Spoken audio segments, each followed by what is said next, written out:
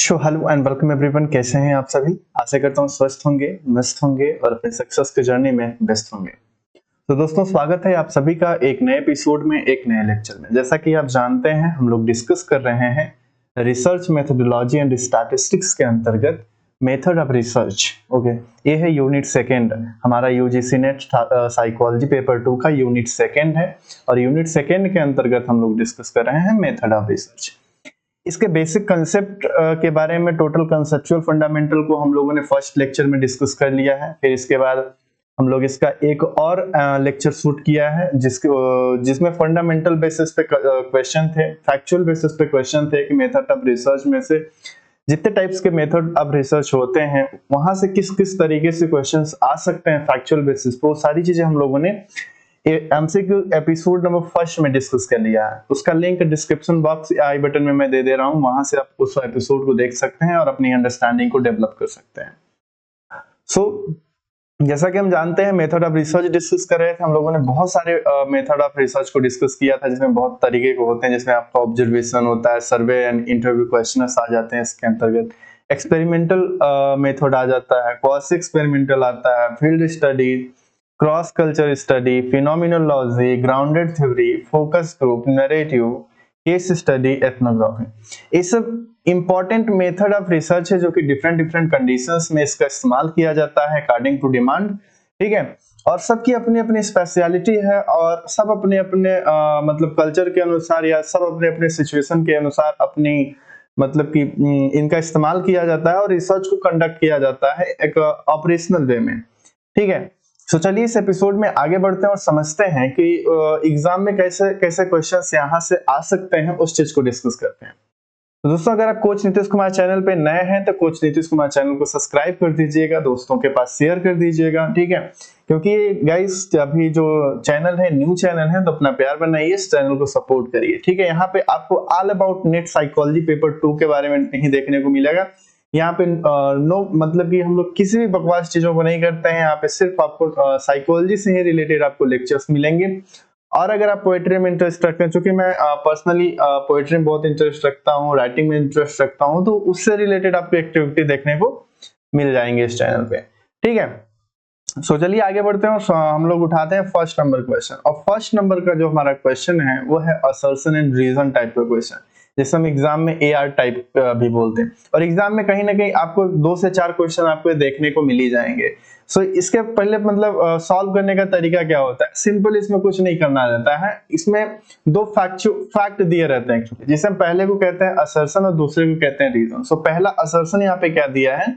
Observation method give real time behavioural data, यानी कि जो ऑब्जर्वेशन मेथड होता है ये रियल टाइम बिहेवियरल डेटा को देता है। ठीक है, और दूसरा यहाँ पे रीजन क्या दिया है it is conducted in a completely artificial setting.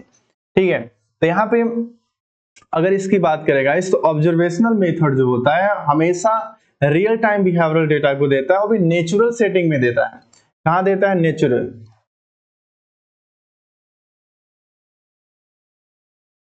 ठीक है, ये आपका नेचुरल सेटिंग में देता है, ना कि आर्टिफिशियल सेटिंग में।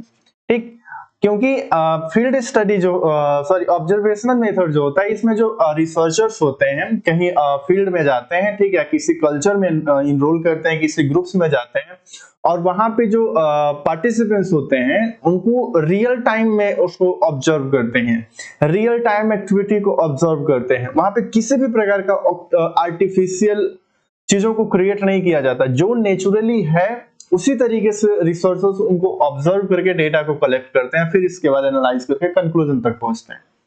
तो ये चीज होती है यहाँ पे। ठीक है, सो ऑप्शन यहाँ पे क्या दिया गया असर्शन रीजन में?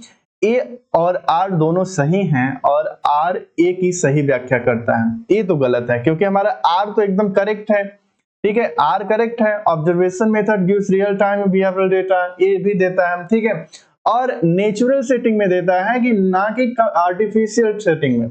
ठीक है, तो दूसरा यहाँ पे रीजन जो हमारा गलत है, तो हमको देखना है कि ए सही है पर आर गलत है।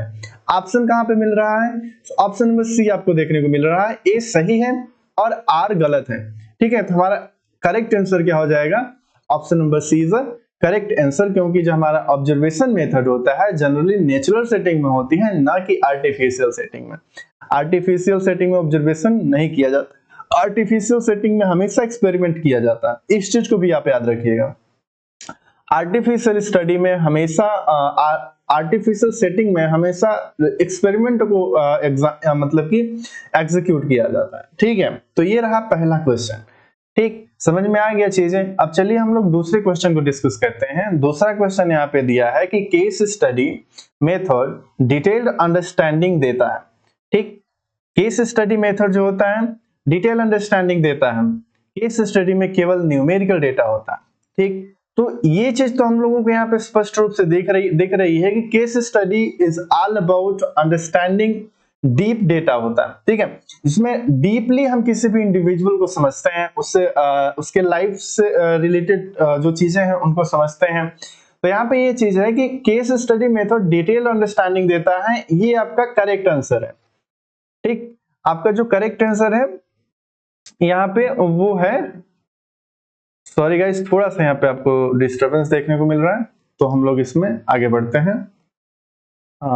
जस्ट हमें तो यहाँ पे आप देख सकते हैं केस स्टडी मेथड हमारा डिटेल अंडरस्टैंडिंग देता है, ये देता है, ये करेक्ट आंसर है। बट केस स्टडी में केवल न्यूमेरिकल डेटा होता है, ये चीज गलत है, क्योंकि हमारी केस स्टडी जो होती है वो इंटरव्यू के थ्रू किया जाता है। ठीक है, क्वेश्चंस के थ्रू किया जाता है, तो वहां पे डेटा जो होता है वो क्वालिटेटिव डेटा का इस्तेमाल किया जाता है, क्वालिटेटिव मेथड का इस्तेमाल किया जाता है, ना कि क्वांटिटेटिव। अगर हम क्वालिटेटिव डेटा का इस्तेमाल करें तो डेटा जो होगा हमेशा मीनिंग्स के फॉर्म में होगा, इमोशंस के फॉर्म में होगा। ठीक है, तो यहाँ पे देखना क्या है, हमारा ए सही है पर आर गलत है। ठीक है, तो ऑप्शन नंबर सी यहाँ पे भी देख रहा है, ए सही है और आर गलत है। ठीक है, क्योंकि हमारा केस स्टडी में क्वालिटेटिव डेटा होता है, सिर्फ न्यूमेरिकल नहीं। ठीक है, तो ये चीज यहाँ पे है, आपको समझ में आ गई होगी। नेक्स्ट क्वेश्चन हम लोग देखते हैं। नेक्स्ट क्वेश्चन है मैच ऑफ द फॉलोइंग का क्वेश्चन। ठीक है, इस तरीके का भी एग्जाम में क्वेश्चन आपको देखने को मिल जाएगा, जिसमें एक क्वेश्चंस दिए रहेंगे और उसमें बहुत सारे ऑप्शंस के मतलब मैच करने के लिए दिए रहेंगे। ठीक है, जैसे मान के चलिए यहाँ पे एक क्वेश्चन है, match the research methods with their की फीचर, यानी कि हम लोगों को क्या करना है, की फीचर के साथ मैच करना है। यहाँ पे हमारा क्या है, रिसर्च मेथड्स है, ये जो हमारे इस साइड में है ये आपके क्या है, ये रिसर्च मेथड है, और हमारे की फीचर क्या है, की फीचर ये प्रेजेंट कर रहा है। ठीक, सो इन दोनों को हम लोगों को मैच करना है। एग्जाम में आपको ऑप्शंस किस तरीके से दिए रहेंगे, जैसे मान के चलिए ये है, ए का दे दिया आपका सेकंड, या बी है, बी का दे दिया आपका थर्ड। ठीक है, और सी है, सी का दे दिया आपका फर्स्ट, और डी है, और डी का दे दिया आपका फोर्थ। ठीक है, तो इस तरीके से चार ऑप्शन आपके पास दिए रहेंगे। ठीक है, और इसमें इंटरचेंज रहेगी चीजें, ठीक है, तो आपको इस चीज को फाइंड करना है कि ऑप्शन कैसे इसमें सही करना है। ठीक, तो चलिए हम लोग इसको मैच करते हैं। सो एथनोग्राफी जैसा कि हम लोग डिस्कस कर रहे थे, एथनोग्राफी रिफर्स किस पे करता था, ये पार्टिसिपेंट्स के ऑब्जर्वेशन पे रिफर करता है। ठीक है, पार्टिसिपेंट्स के ऑब्जर्वेशन पे, किसी कल्चर में जाकर के, किसी ग्रुप में जाकर के रिसर्चर जो होता है पार्टिसिपेंट्स को ऑब्जर्व करता है। ठीक, तो यहाँ पे आपके चलिए ए का जो यहाँ पे निकल के आ रहा है मैच, करेक्ट मैचिंग जो आ रहा है वो ए का सेकेंड आ रहा है। ठीक, और दूसरा यहाँ पे दिया है फिनोमिनोलॉजी, और फिनोमिनोलॉजी जो होता है हमेशा पर्सनल लाइफ एक्सपीरियंस को मतलब ये करता है, लिव्ड एक्सपीरियंस को मतलब एक्सप्लोर करता है।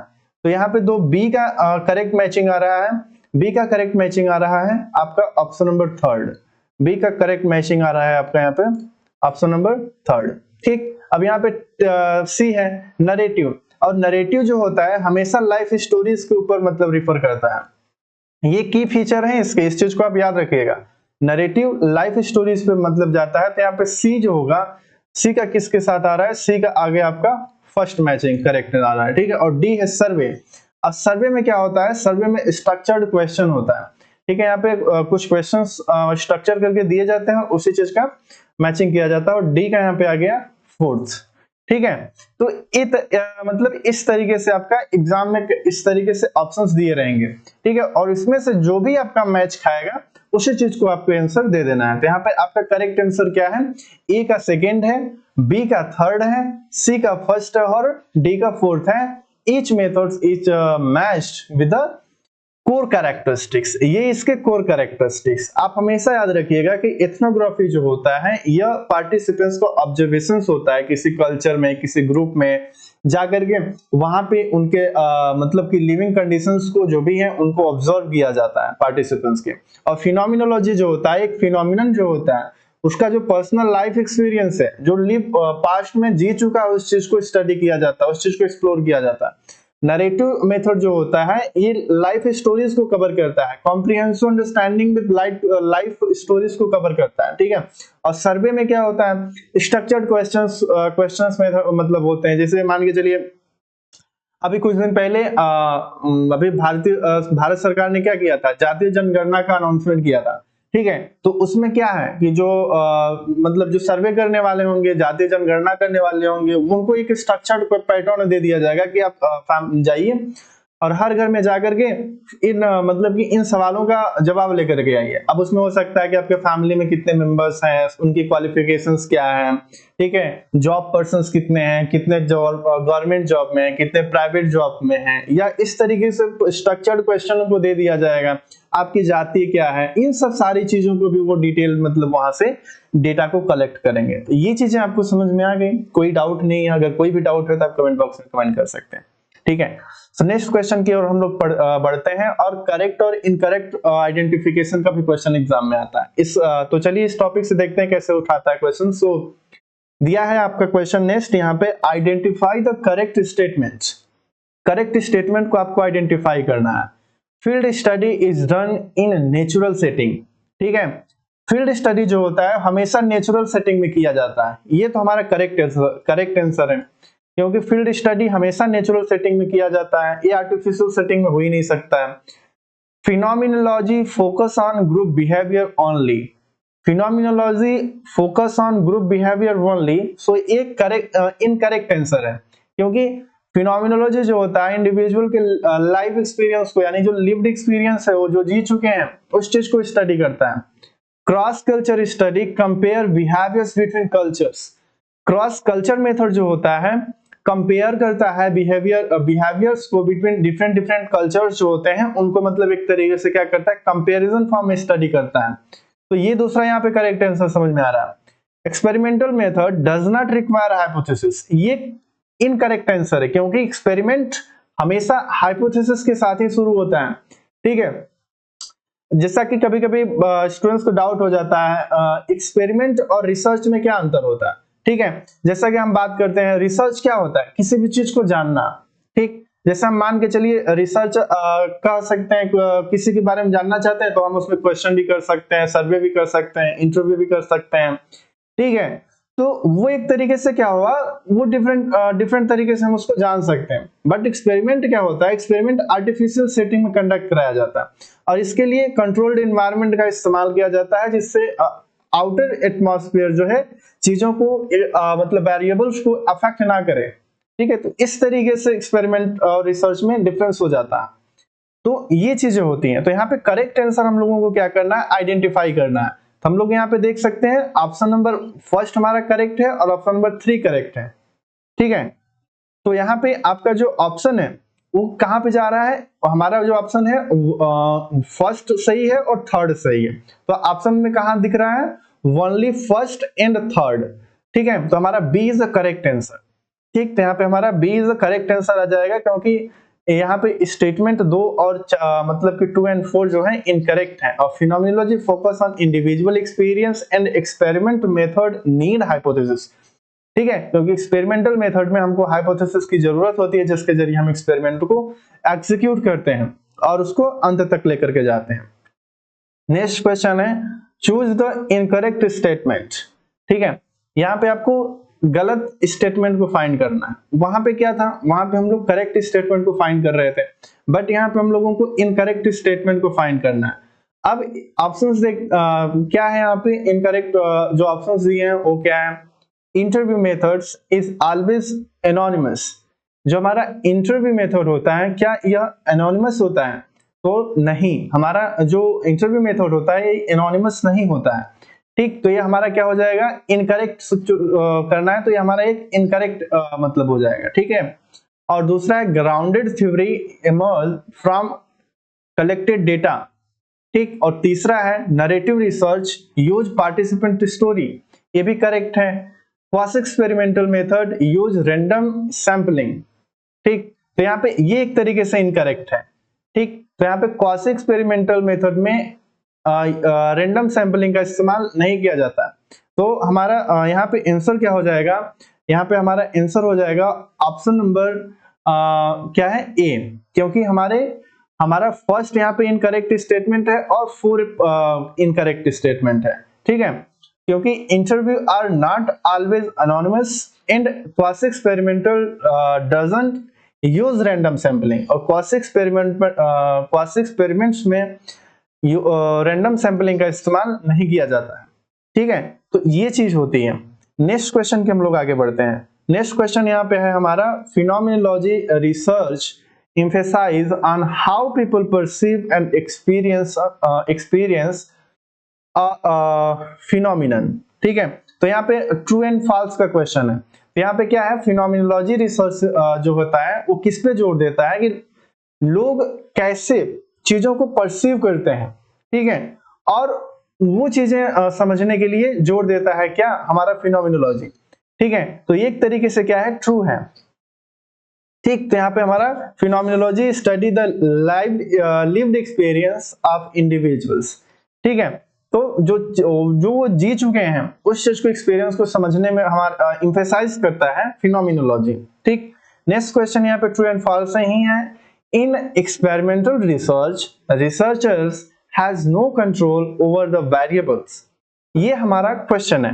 तो ये क्या है, सही है या गलत है, ठीक है, ट्रू है या फॉल्स है। In experimental research researchers has no control over the variables, क्या बात कर रहा है, एक्सपेरिमेंटल रिसर्च की बात कर रही है। Researchers has no control over the variable, ये हमारा गलत है, ठीक। क्योंकि एक्सपेरिमेंटल रिसर्च में रिसर्चर्स जो होते हैं उनका फुल कंट्रोल होता है वेरिएबल्स को, वो उस चीज को मैनिपुलेट कर सकते हैं, ठीक है। तो यहाँ पे हमारा फॉल्स हो जाएगा, क्योंकि experimental research requires manipulation in control of variable, और ये दोनों चीजें जो होती हैं रिसर्चर के हाथ में होती हैं और रिसर्चर इस चीज को मैनिपुलेट कर सकता है। नेक्स्ट क्वेश्चन यहाँ पे है कि arrange the following steps of conducting an experimental study in correct order, ठीक। तो यहाँ पे क्या है, ऑप्शन क्या दिए हैं, analyse data, formulate hypothesis, conducting experiment, identifying problems, ठीक। तो किसी भी रिसर्च की शुरुआत जो होती है, कंडक्टिंग एन एक्सपेरिमेंटल स्टडी, तो उसके अंतर्गत क्या किया जाता है, पहले नंबर पे तो आइडेंटिफाई किया जाता है प्रॉब्लम को, ठीक। सो पहले नंबर पे क्या किया जाता है, प्रॉब्लम को आइडेंटिफाई किया जाता है, और दूसरे नंबर पे क्या किया जाता है, हाइपोथेसिस को फॉर्मुलेट किया जाता है। दूसरे नंबर पे हाइपोथेसिस को फॉर्मुलेट किया जाता है, और तीसरे नंबर पर एक्सपेरिमेंट को कंडक्ट किया जाता है, और चौथे नंबर पे क्या किया जाता है, एनालाइज किया जाता है डेटा को। तो ये इसका राइट सीक्वेंस होता है, ठीक है। कहीं भी आपका एग्जाम में इस तरीके का अगर ऑप्शन आपको दिखता है तो आप उसको फाइंड कर मतलब सॉल्यूशन मतलब आंसर लगा सकते हैं। तो ये 4 ऑप्शन इस तरीके से आपको दिए रहेंगे, तो देखना है हमको डी, बी, सी और ए किस ऑप्शन में है, किस सीक्वेंस में है, डी, बी, सी और ए। हमारा option number first is correct answer, okay.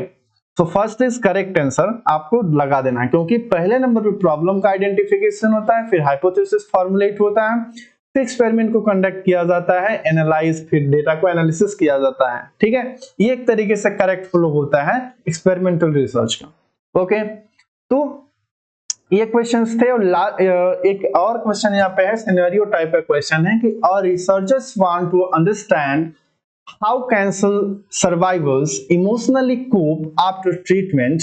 वह पार्टिसिपेंट्स के एक्सपीरियंस को उनके अपने वर्ड्स में सुनना चाहता है, कौन सा मेथड बेस्ड होगा।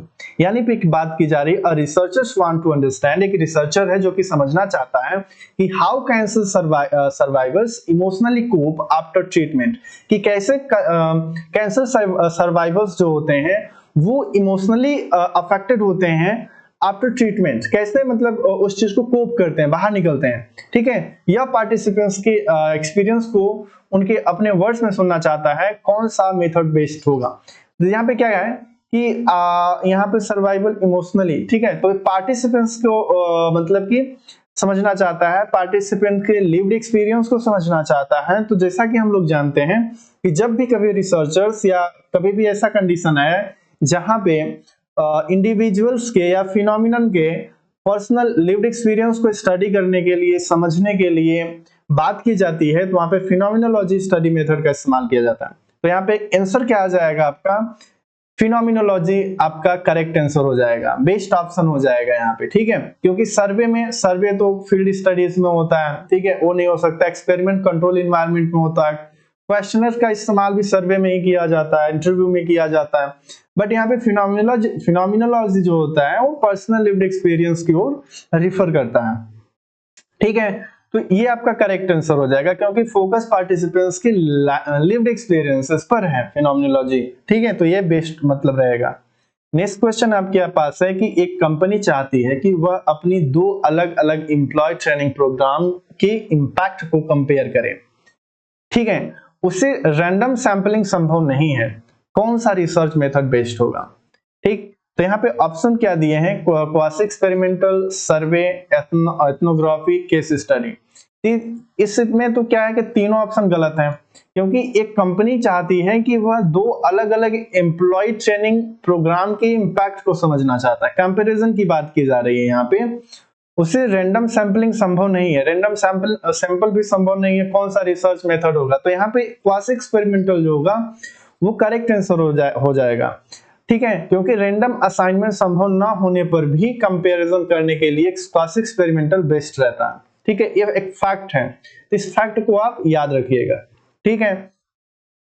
आज के इस एपिसोड में हम लोगों ने लगभग 10 एमसीक्यूज को डिस्कस किया, इंपॉर्टेंट एमसीक्यूज को डिस्कस किया related to method of research. Okay, so आज के इस एपिसोड में बस इतना ही रखते हैं गाइस, लाइट चली गई है। चलिए, लेक्चर भी हमारा अप्रोक्सीमेट खत्म ही हो चुका है। सो एक बार मतलब आपसे आप इस चैनल को सब्सक्राइब कर दीजिएगा, ठीक है, दोस्तों के पास शेयर कर दीजिएगा, इस चैनल पे अपना सपोर्ट बनाइएगा गाइस, क्योंकि ये चैनल अभी नया है तो आपकी सपोर्ट की जरूरत है यहाँ पे, ठीक है। कोई भी डाउट है साइकोलॉजी से रिलेटेड तो आप डेफिनेटली हमसे पूछ सकते हैं, ठीक है। Keep signing guys, love you.